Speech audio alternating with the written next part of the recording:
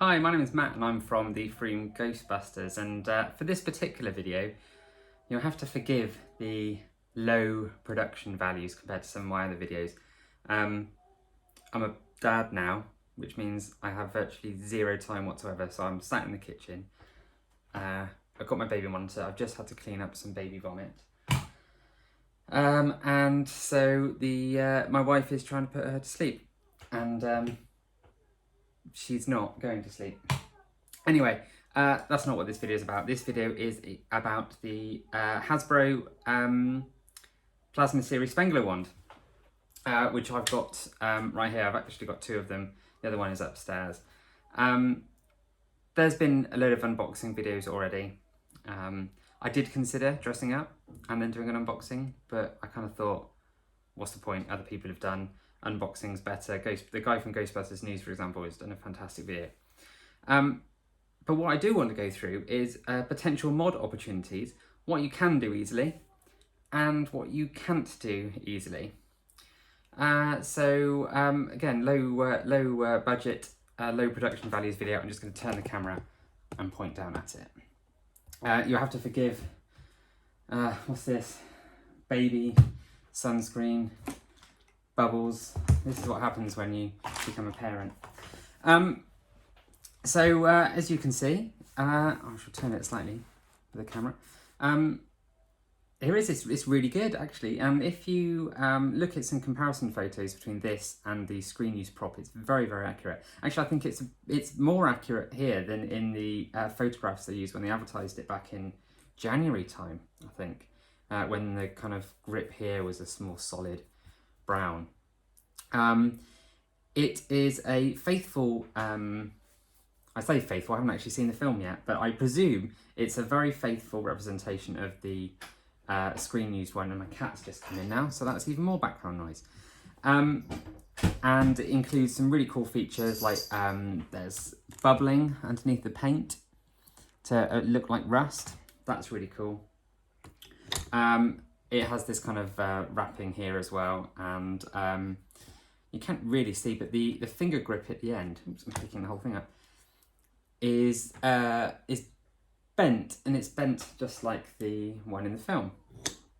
I suppose it's to imply that it's been repaired a bunch of times over the years.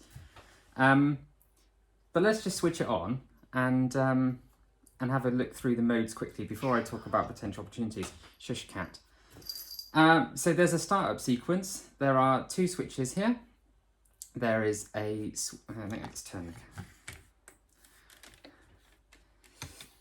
We have two switches here, switch there, a push switch here, and this hat is also a switch. So the startup sequence is these two switches there, which turns on the lights, and you can see the bar graph lights, the white light at the top, and the hat light, orange hat light here. Actually, no, you can't see that there. Is that? Then you flip the activate switch, which begins the full light sequence and rumble effect. I'm just going to push this back. Then we have a green pull lever here, which extends the barrel. Excuse me. And then it's just a case of pressing the intensify button. This button here. Weirdly, this is a switch, but this is not a switch, and I'll talk about that in a minute.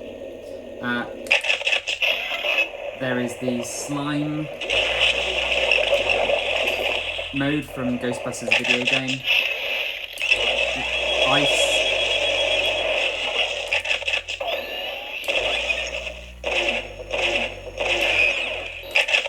And then back to normal. And if you hold it for too long, it kind of, air quotes, overheats, which is quite cool, and then shuts down.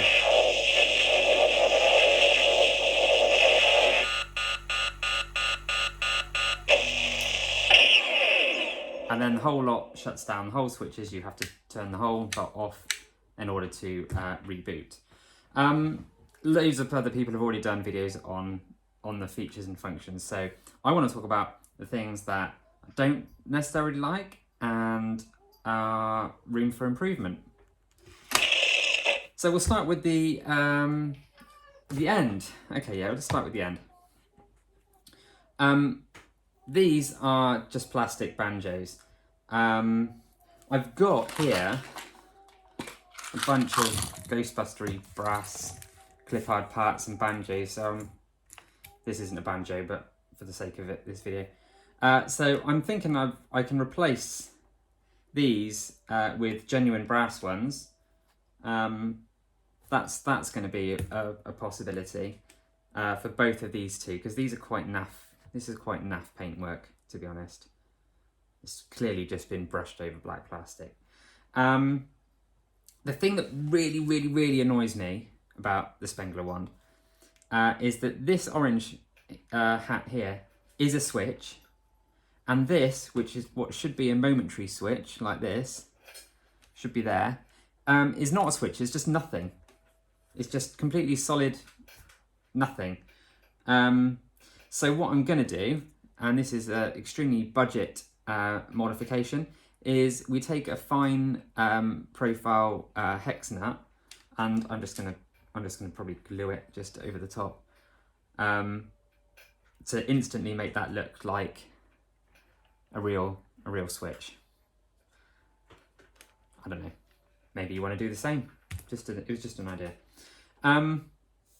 Going backwards down the barrel, shotgun grip. This is in the new Afterlife film, which is due out next year, if you're watching it in 2020. But some people don't like it. Unfortunately, you cannot take this off. This is completely moulded in, and it's stuck there and there. It's all a single piece. This isn't actually a tube, it's actually split in half. So you can't remove it. Underneath that is hollow, so you can't just sand it back. So what I did do today is I just 3D printed like a grip, like an over grip, I suppose you would call it.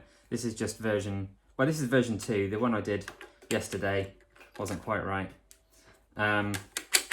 But effectively, if you want, you could get the kind of classic Ghostbusters 1-2 effect here. And if you painted this brown black, I think nobody would ever know. It's slightly higher profile than a genuine grip would be, but you know, this cost about 10p to print on my 3D printer, so hey, easy mod. Let's put this down here.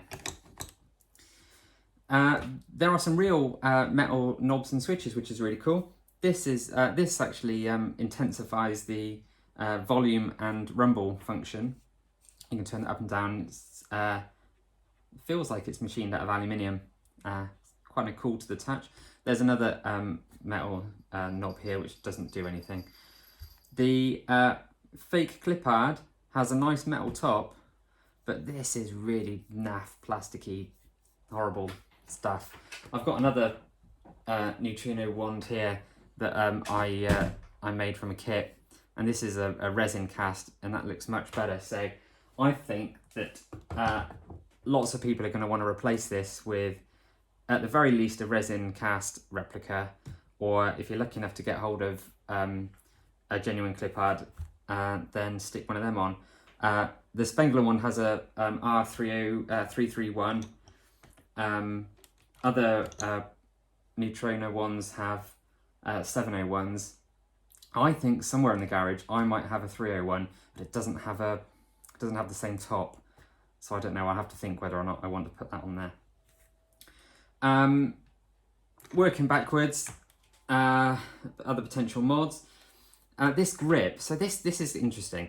This is like a kind of a rubbery sheath, I suppose, over the actual grip.